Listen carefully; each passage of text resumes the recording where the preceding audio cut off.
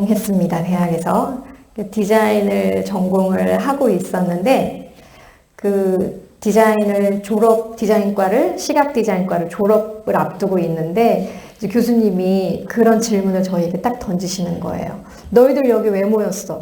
너희들 이제 대학 졸업하면 너희들의 꿈이 뭐야? 멋진 디자이너 되는 거 아니야? 딱 그렇게 말씀하셨거든요. 근데 제가 그 질문을 딱 받았는데 나 대학 가려고 미술은 했는데 멋진 디자이너가 되고 싶냐고? 난 별로 그런 게 하고 싶지 않은데? 라는 질문이 제 안에 딱 생기는 거예요. 그 다음에 이제 제 안에 드는 생각은 내 인생은 이제가 아니라 제 인생은 한 번밖에 없는데 다시 돌아오거나 다시 주어지거나 뭐 전생이 있고 내가 다음 생에 있어서 내가 원하는 대로 뭐 몇 번의 삶을 사는 게 아니라 진짜 하나님이 나한테 딱 한 번만 사는 기회를 주셨다면 나는 어떤 삶을 살아야 후회가 없을까? 라는 그 질문이 대학 졸업을 앞두고 저에게 딱 다가왔어요. 어떻게 살아야 내가 죽는 그 순간에 내 인생은 후회 없다 라고 말할 수 있을까? 어떤 삶을 살아야 되나? 이런 고민을 하다가 제가 얻은 결론은 하나님 위해서 살다가 가면 되겠다. 그래서 제가 대학 졸업을 하면 주님 저 신학교 갈래요. 저희 아버지가 목사님이셨고 저희 어머니도 결혼 전부터 두 분은 계속 사역자셨거든요. 우리 엄마 아빠 같이 그냥 평생 하나님 위해서 살다가 가면 정말 후회하지 않겠구나 라는 저 나름대로의 답을 얻었어요. 그래서 신학교를 가고 그리고 또 사역자로 오랜 시간 동안 사역하면서 그렇게 살아오고 제가 하루를 둘째 낳으면서 하나님이 저에게 안식년 같은 시간을 주셔서 평신도로 섬길 수 있는 기회를 제가 얻어서 한 6년, 7년 정도를 평신도로 지내면서 또 제 안에 계속 그 갈망들이 올라오는 거예요. 하나님 이제 나 안 쓰시나? 나 언제 다시 불러주시지? 나 다시 불러주시면 좋겠다. 막 이런 소망함으로 막 가득 차다가 다 어느 순간이 되니까 또 다시 저를 주의 종의 자리로 이렇게 불러주셔서 제가 진짜 정말 감사하거든요. 근데 어느 날 제가 동생들이랑 얘기를 하다가 야, 오늘 목사님 설교 진짜 좋지 않았냐? 이런 말씀을 들으면 막 사역자가 되고 싶지 않아? 너네들?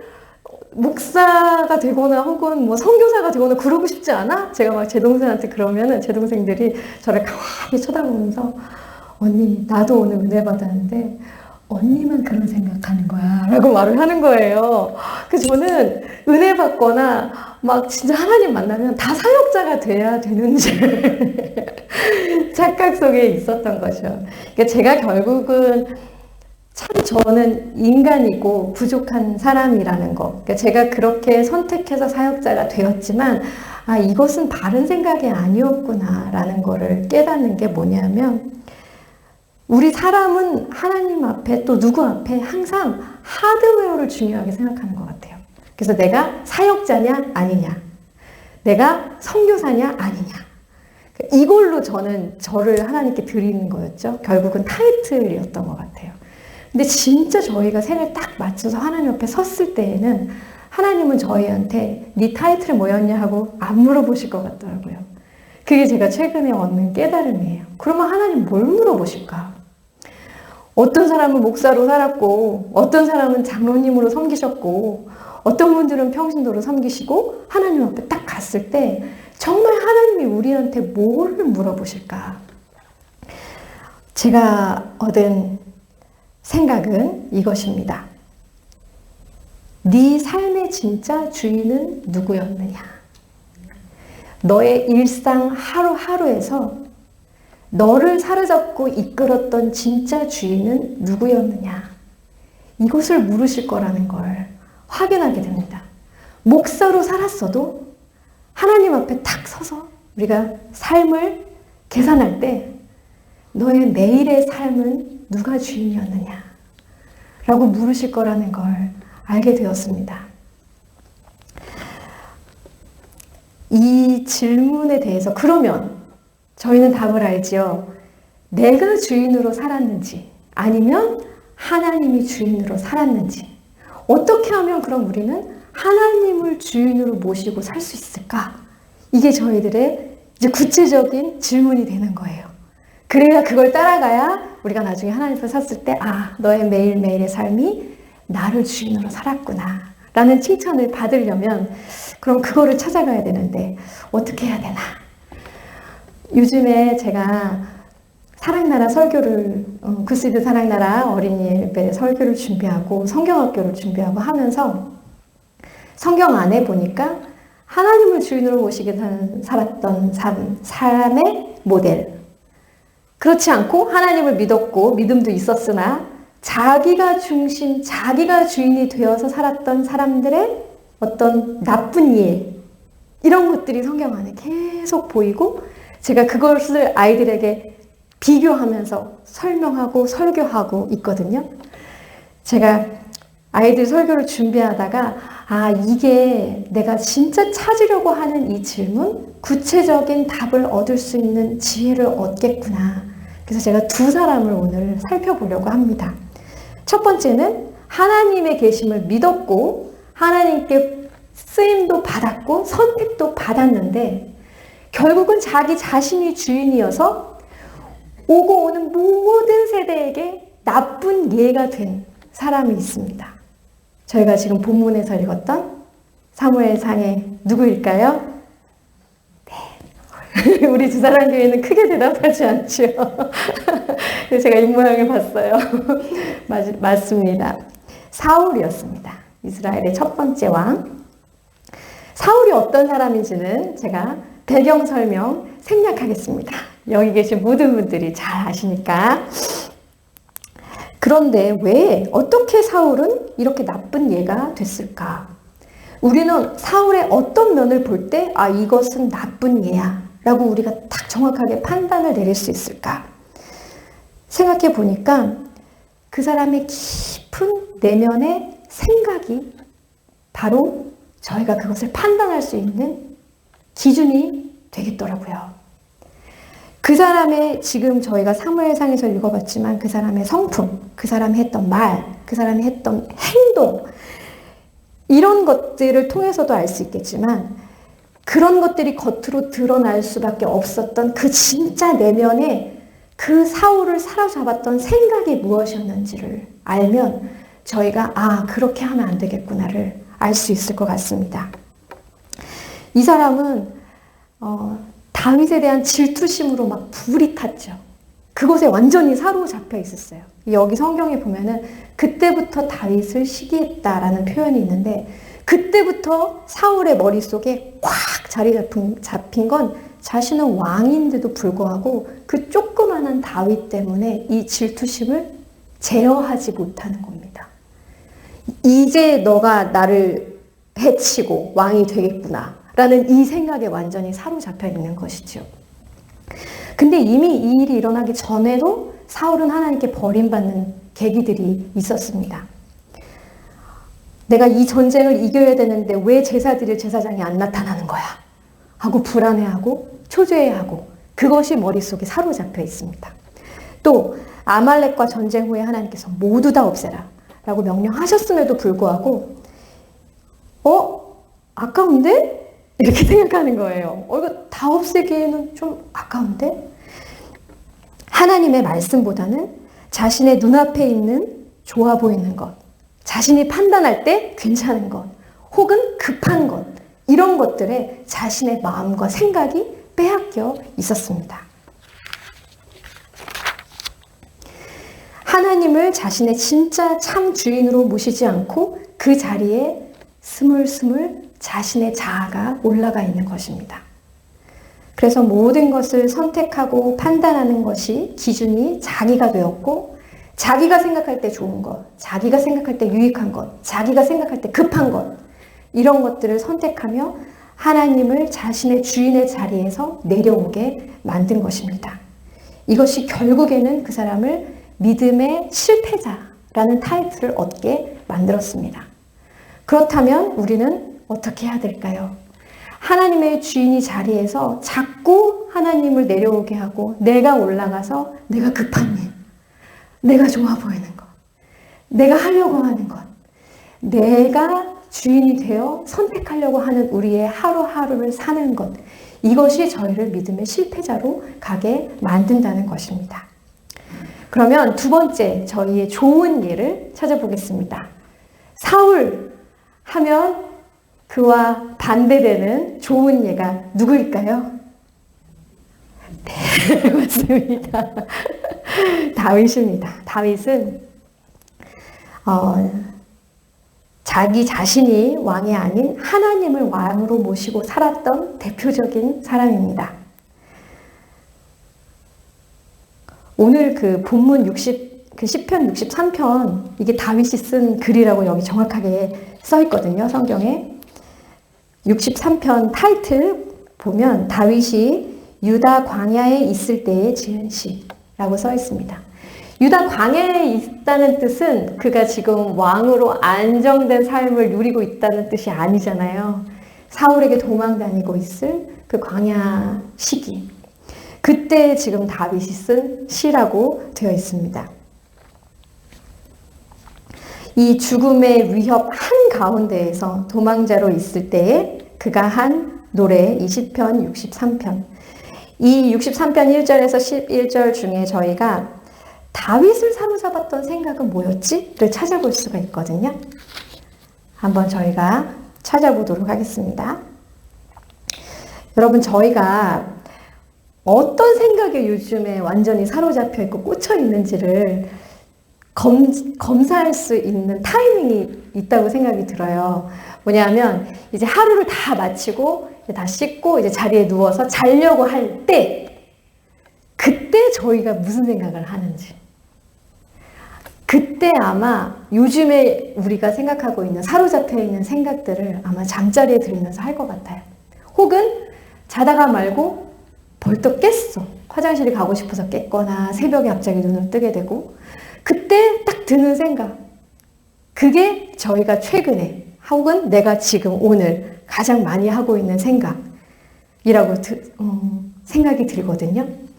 근데 여기 본문에 보니까 다윗이 잠잘 때 했던 생각, 새벽에 깼을 때 했던 생각이 뭐라고 정확하게 나와 있어요.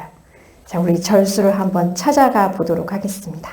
몇 절이냐 하면 바로 6절과 7절입니다. 시편 63편 6절, 7절, 다윗이 잠자리에 들 때 혹은 새벽에 깼을 때 어떤 생각에 사로잡혀 있었는지 저희가 한번 확인해 보겠습니다. 함께 읽겠습니다. 시작. 잠자리에 들어서도 주님만을 기억하고 밤을 새우면서도 주님만을 생각합니다. 주님께서 나를 도우셨기에 나 이제 주님의 날개 그늘 아래에서 즐거이 노래하렵니다.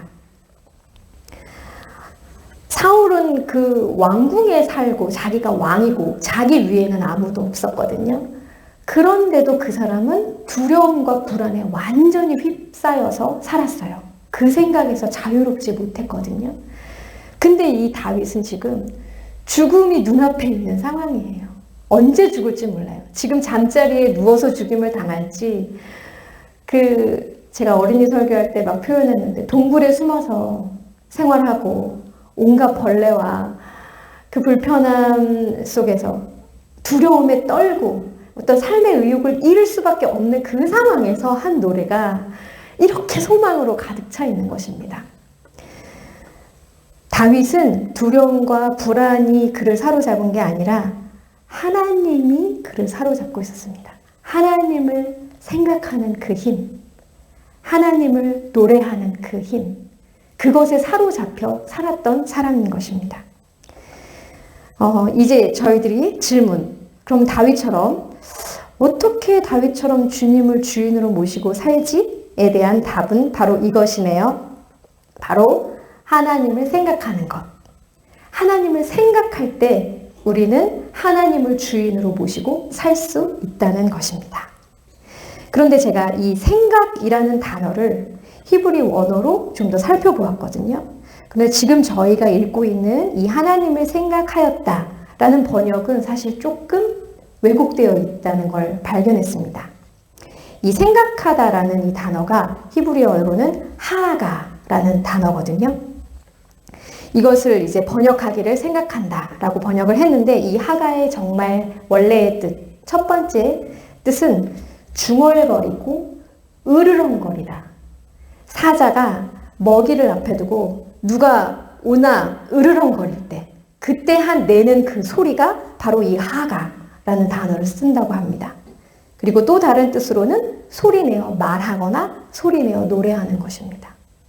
그럼 저희가 생각할 때 하나님을 생각했다. 그게 중얼거리고 말했다라는 것이 떠오르지 않잖아요. 저희의 언어로는. 그런데 원래의 뜻은 중얼거리다, 읊조리다, 말하다, 노래하다 이런 뜻이라고 합니다. 그래서 이제 개역 개정 번역을 제가 살펴보니까 거긴 좀 더 비슷하게 이렇게 번역되어 있습니다. 주의 말씀을 작은 소리로 읊조릴 때에 하오리니 라고 표현되어 있는데 밤에 잠잘 때, 새벽에 깼을 때 내가 주의 말씀을 계속해서 작은 소리로 읊조립니다 라고 이렇게 표현할 수 있습니다. 다윗이 이렇게 믿음의 생각에 사로잡힐 수 있었던 것은 바로 틈만 나면 하가를 했다는 것입니다. 다윗은 도망길에 다니면서 두루마리 성경을 들고 다니지 못했을 거예요. 율법책을 매번 들고 다니지 못했을 거예요.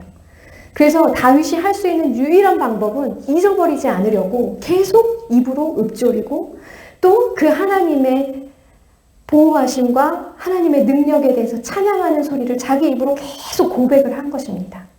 그것밖에는 살 수 있는 길이 없었던 것이죠. 그래서 매일 그 도망자의 길, 생사를 오가는 그 순간에 하나님을 주인으로 모시고 살 수 있었던 비결이 바로 이 말씀을 입에서 떠나지 않게 하였던 것입니다. 성경에 이 하가라는 단어를 또 사용한 다른 예들을 제가 찾아봤는데요.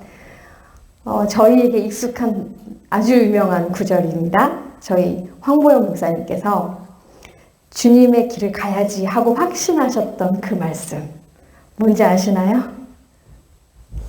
그 여호수아에게 하셨던 하나님 말씀이세요. 목사님 뒤에서 웃고 계시네요. 그 모세가 죽고 이제 여호수아가 자기 리더가 돼야 돼요.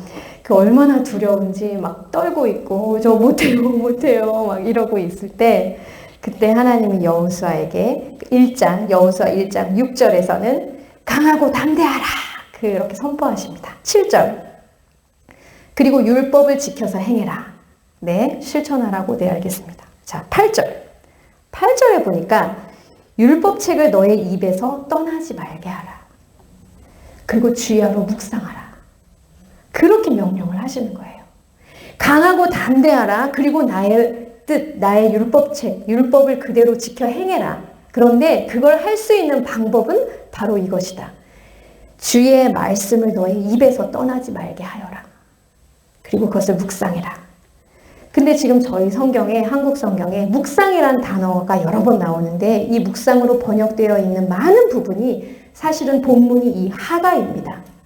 저희는 묵상하면 조용히 quiet time 생각하고 또 생각하는 것 이것으로 저희가 생각하는데 그게 아니라 사실은 소리가 나야 된다는 거예요. 읊조려야 된다는 거예요. 여호와는 나의 목자시니 내게 부족함이 없으리로다. 이것을 틈만 나면 입으로 고백을 하라는 것입니다. 이것이 하가입니다. 저는 여호수아 말씀으로 참 은혜를 많이 받으면서도 내 입에서 떠나지 말게 하라는 표현이 제 가슴에 와서 박혀본 적은 없어요. 그냥 하나님 말씀 자꾸 생각하고 묵상하고 그래야지 알지 이렇게 넘어갔던 부분이었는데 이게 하가라는 단어였구나 라는 걸 제가 설교 준비하면서 알게 되었습니다. 말없이 생각하는 게 아니라 내 입에서 떠나지 않도록 소리내어 읊조리라 하고 하나님이 명령을 하십니다. 그 읊조리는 그 소리가 우리를 하나님의 말씀 앞에 실천하게 만들고 삶으로 살아내게 만드는 힘이 된다는 말씀입니다. 그래서 여러분 성경을 소리내어 읽으세요. 읽읍시다. 하나님 오늘 저희에게 그런 방법을 저희에게 알려주시는 것 같아요. 너의 마음의 주인이 내가 되게 하여라. 그 방법은 뭐냐 하면 너의 입으로 고백해라. 선포해라. 읊조려라.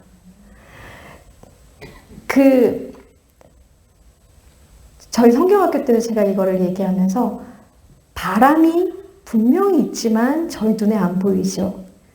근데 풍력 에너지를 갖고 있죠. 엄청난 에너지를 바람이 가지고 있죠.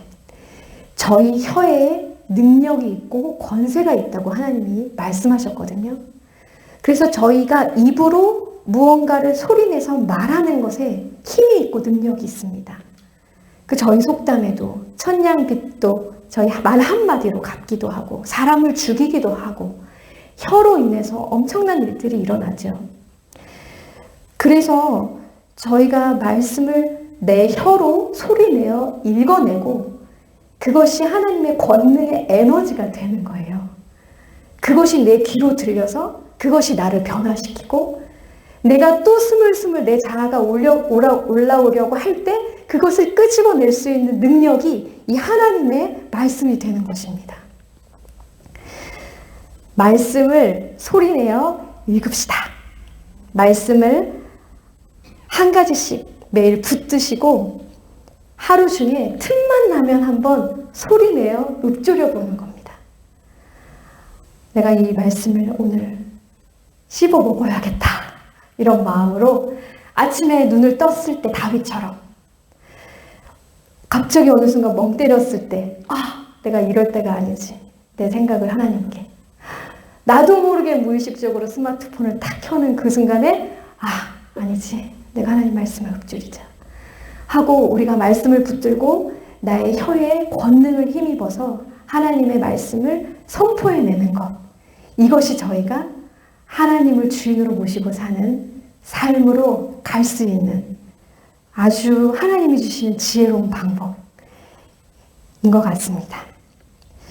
읊조림으로 소리를 내므로 하나님께 순종하게 되고 내가 주인의 자리에서 내려오게 되고 하나님이 내 삶의 주인으로 올라가시고 그래서 주님이 원하시는 삶을 오늘 하루 살아낼 수 있으면 그러면 저희가 저희의 죽음을 맛보고 하나님 앞에 섰을 때에 하나님의 질문 앞에 저희가 당당히 설 수 있는 믿음의 사람들. 하나님 저 다윗처럼 주님 말씀 읊조리다 왔어요. 저의 하루하루를 주님의 말씀으로 채우려고 애쓰고 노력하다 왔어요. 라는 그 고백이 하나님이 가장 기뻐하시는 고백이 되리라 생각됩니다. 기도하겠습니다. 하나님 아버지, 저희의 삶의 자리는 참 많은 두려움과 불안이 있고 또 저희들은 매 순간 내가 주인이 되어 내가 보기에 좋아 보이는 것, 내가 보기에 유익해 보이는 것, 내가 보기에 옳은 것을 선택하려고 끊임없이 자아가 올라옵니다. 주님, 그러지 않아야겠습니다. 사울처럼 되지는 않아야겠습니다. 그리고 저희가 다윗처럼 하나님을 주인으로 모시고 살아야겠습니다. 주님, 구체적인 방법을 몰랐습니다. 주님 알려주셔서 감사합니다. 아침에도 새벽에도 또 하루 중에 어느 순간이든지 주님, 저희가 애를 쓰고 노력하여 주님의 말씀을 저희 입에 담게 해주십시오. 주님의 말씀을 고백하게 해주십시오. 그리고 저희의 입에서 나오는 그 권능의 말씀이 저의 삶을 주장하게 해주시고 오늘 하루를 주님 앞으로 끌고 가게 해주십시오. 주님, 저희의 자녀들이 말씀의 능력으로 다스림 받는 자들이 되게 해주십시오. 그래서 저희 교회가 주님의 말씀으로 충만해지는 공동체, 주님의 권능의 능력의 말씀, 그것이 다스리는 공동체, 매번 모일 때마다 놀라운 하나님의 말씀을 경험하고 다시 새 힘을 얻고 희망과 소망으로 가득 차게 되는 그 다윗의 고백처럼 저희의 일상이 그렇게 충만해지는 그러한 공동체가 되기를 소원합니다. 주님, 저희들 주님을 모시기를 원합니다. 저를 변화되게 해주십시오. 말씀을 붙들고 가게 해주십시오. 그래서 주님 앞에 서는 날 조금도 부끄럽지 않도록 주님 앞에 당당하게 설 수 있도록, 그리고 저희의 오고 오는 다음 자손들에게도 좋은 삶의 좋은 예가 되는 믿음의 사람들이 될 수 있도록 저희들을 말씀으로 주장하여 주시옵소서. 예수님의 이름으로 기도합니다. 아멘.